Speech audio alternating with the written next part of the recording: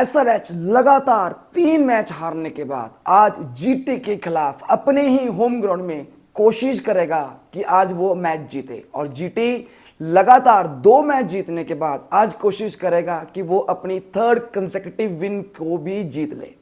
SRH अभी points table पे 10th position पे है, इनका नेट रन रेट माइनस में है। तो एसआरएच के लिए आज का मैच डू एंड डाई का मैच होगा। एसआरएच के लिए स्टेक्स बहुत हाई है, हर जगह से एसआरएच को क्रिटिसिज्म मिल रहा है। मैंने भी अपनी पिछली वीडियो में एसआरएच को बहुत क्रिटिसाइज किया था, लेकिन मेरे लिए एसआरएच अभी भी one of the favourite teams है जो कि प्लेऑफ्स में इस साल क्वालिफाई करेगी। लेकिन क्वेश्चन यही है कि क्या एसआरएच क्या 200 भी बना पाएगा। एक टाइम पर कहा जा रहा था कि एसआरएच एक ऐसी टीम है जो कि इस साल 300 का आंकड़ा हर हालत में पार करने वाली है। लेकिन अगर इनकी करंट फॉर्म देखी जाए, अगर इनके टॉप ऑर्डर बैट्समैन की फॉर्म देखी जाए और मिडिल ऑर्डर की भी देखी जाए, तो जिस तरीके से ये खेल रहे हैं बिल्कुल नहीं लग रहा कि ये इस बार 200 से ज्यादा रन मार पाएंगे। लेकिन अगर इनकी स्ट्रेटेजी काम करी तो ये हर हालत में 250 भी बड़े प्यार से क्रॉस कर सकते हैं। पिछले साल यही मंत्रा इनके कामयाबी का राज बना था।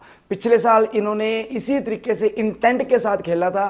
पावर ओवर्स में ट्रेविस हेड और अभिषेक वर्मा ने दूसरी टीमों की बूंदियां उड़ा दी थी, दूसरी टीमों को नेस्तनाबूद कर दिया था। और इसी तरीके से ये एसआरएच की टीम पिछले साल one of the most dangerous team बन गई थी। तो इस बार भी इन्होंने पहले मैच में ऐसा ही कुछ करके दिखाया।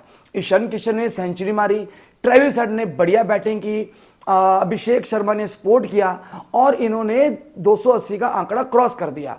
बट बात वही है कि क्या ये ऐसे ही खेलते रहेंगे, क्या इनको ऐसा ही खेलना चाहिए, वी डोंट नो। लेकिन एक चीज फॉर श्योर है, वो ये है कि ट्रेविस हेड और अभिषेक शर्मा इन दोनों को नहीं छेड़ना चाहिए। इन दोनों को कहा जाए कि आप जैसे खेलते हैं आप वैसे ही खेलिए।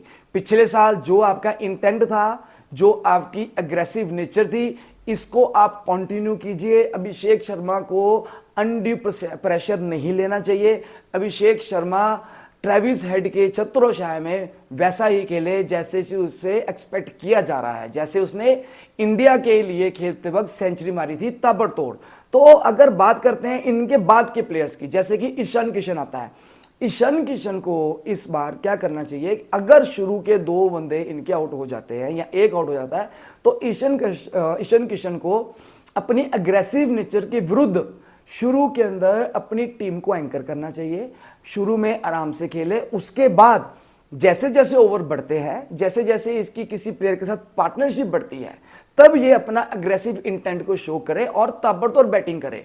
कोई प्रॉब्लम नहीं है अगर ये शुरू के कुछ ओवर्स आराम से भी खेल लेगा, से 120 की 130 की स्ट्राइक रेट के साथ भी खेल लेगा, तो भी इनकी टीम 230 240 कहीं नहीं गए। और अगर ये इस बार भी कोशिश करेंगे कि हमने 300 ही मारने हैं, तो नहीं। हर एक टीम, बाकी टीम, स्पेशली जीटी इस बार इनकी वीडियोस देख के आ रहा है।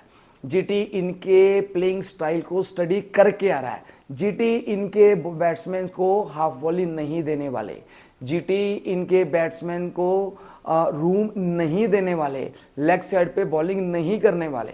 तो Ishan Kishan should anchor the innings this time. और जो नीतीश रेड्डी है और अभिनव मनोहर है, इन दोनों को मिडिल ऑर्डर के अंदर स्टेबिलिटी प्रोवाइड करनी पड़ेगी, स्पेशली नीतीश रेड्डी जो है अपने शॉट सिलेक्शन के लिए बहुत बदनाम चल रहा है इस आईपीएल सीजन में। उसकी शॉट सिलेक्शन बहुत ही बेकार है और वो बहुत ही रिस्की शॉट्स खेल रहा है।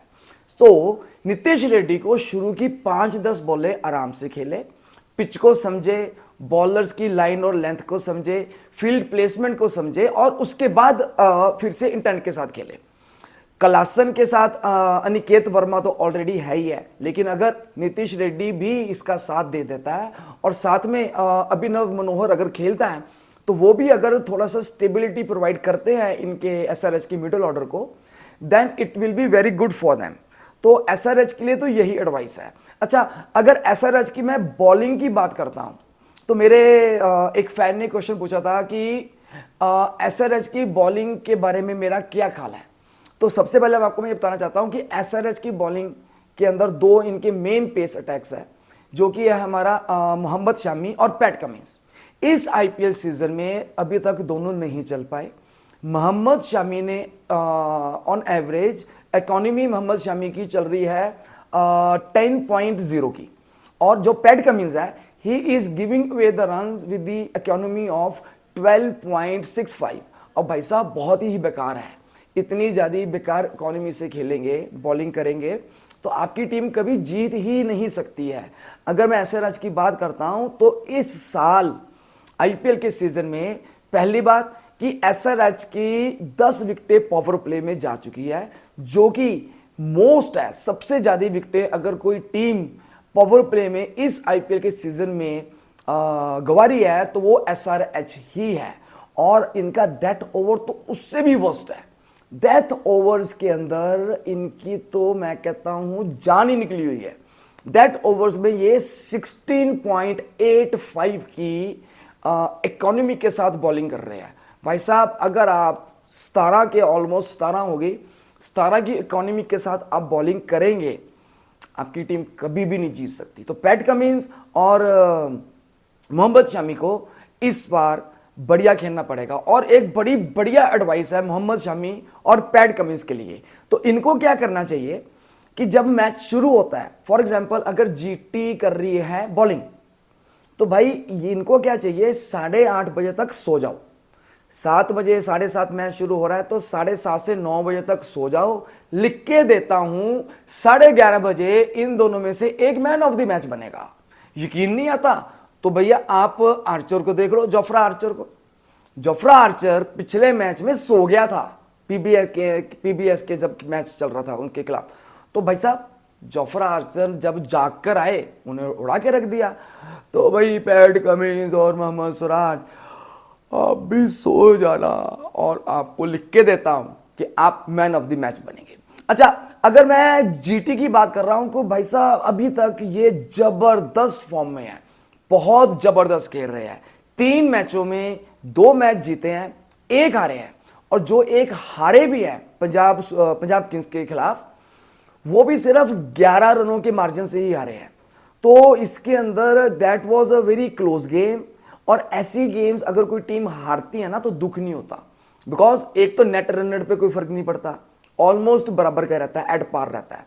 और इससे यह पता चलता है कि जीटी की टीम जो है इस टाइम फुल फॉर्म में है। सिर्फ जो बंदा इनका नहीं चल पा रहा वो है राशिद खान, अभी अपनी लय में नहीं आया।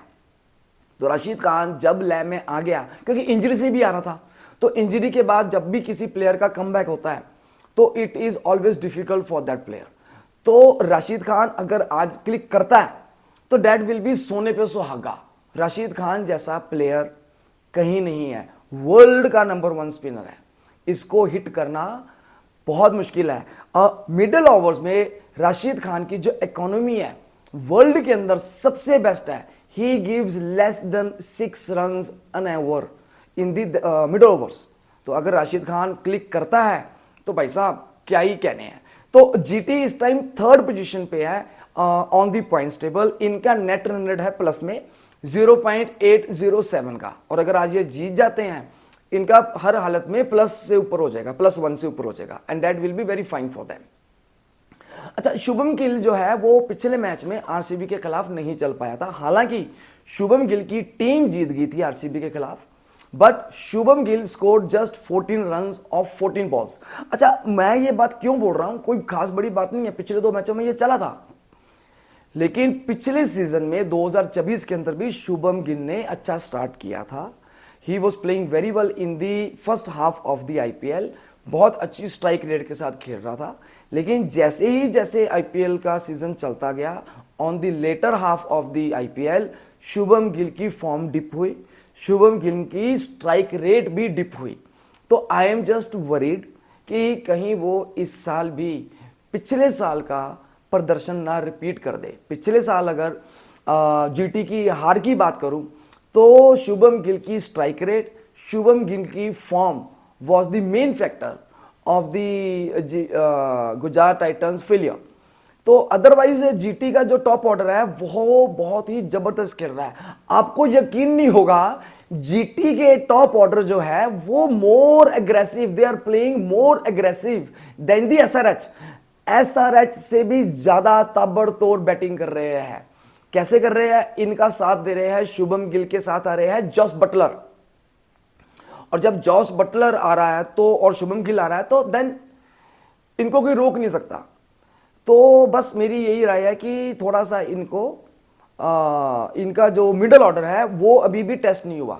इनके मिडिल ऑर्डर को, जीटी के मिडिल ऑर्डर को अभी ज़्यादा बैटिंग करने का मौका मिला ही नहीं है, अभी वो इतना टेस्ट हुए नहीं है।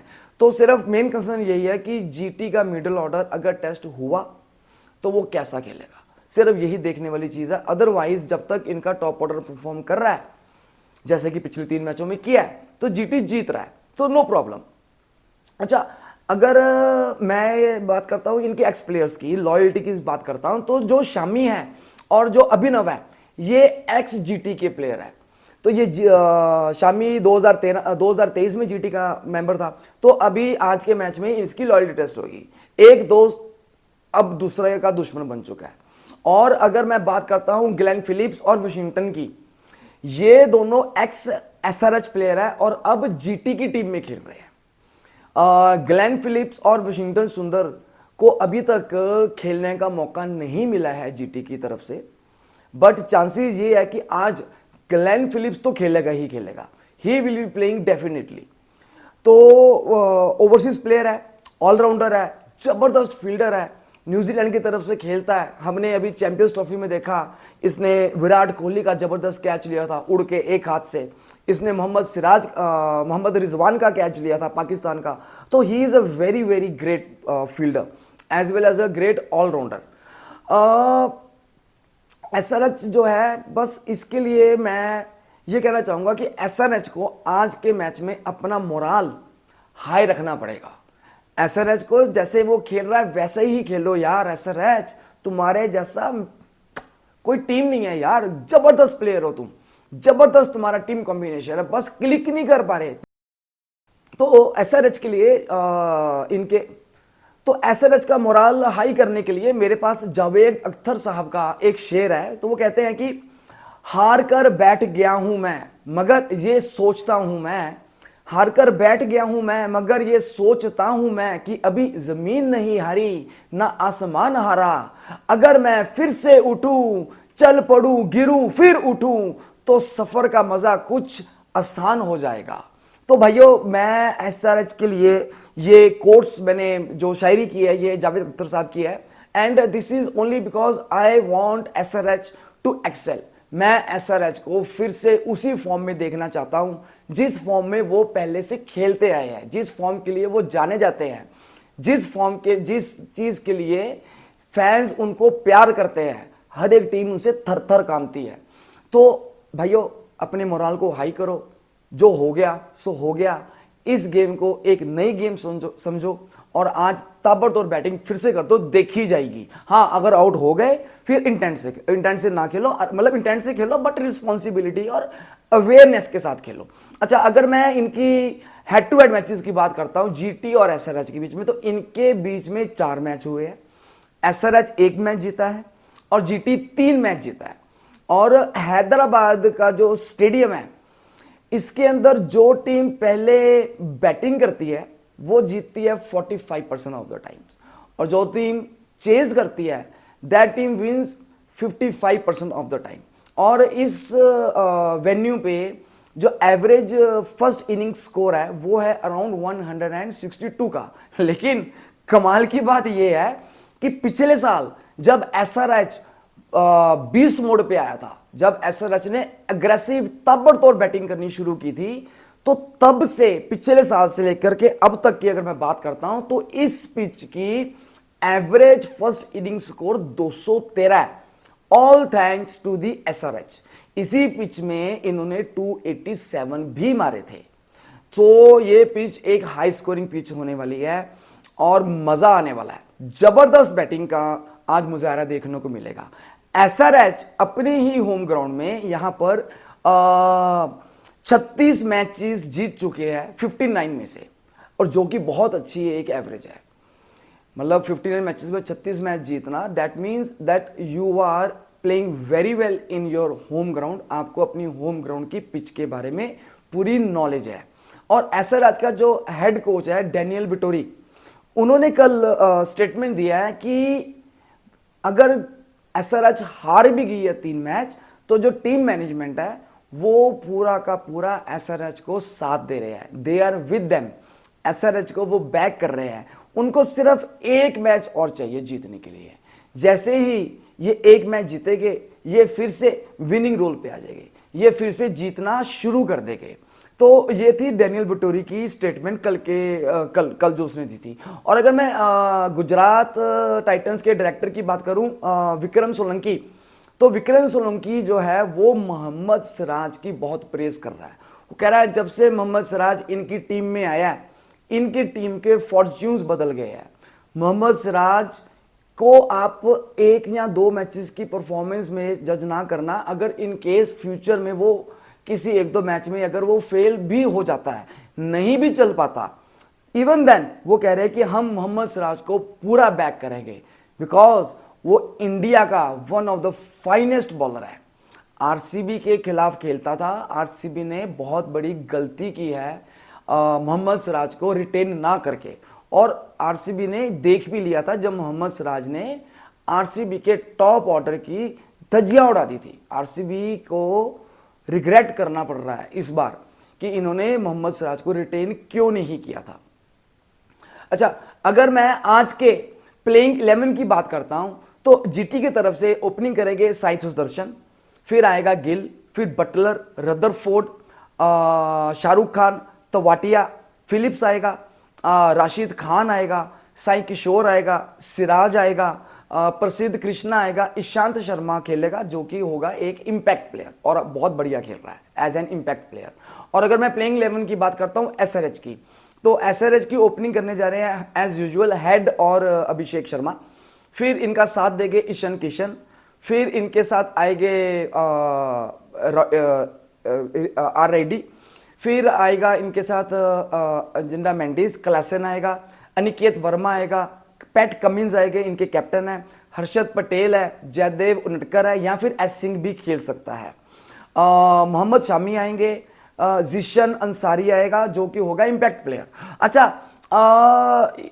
जयदेव उनटकर को सिर्फ 1 विकेट चाहिए अपनी 100 विकेटें पूरी करने के लिए, और इसी तरह से मोहम्मद सिराज को भी 2 विकेटें चाहिए आज के मैच में आईपीएल के अंदर अपनी 100 विकेटें पूरी करने के लिए।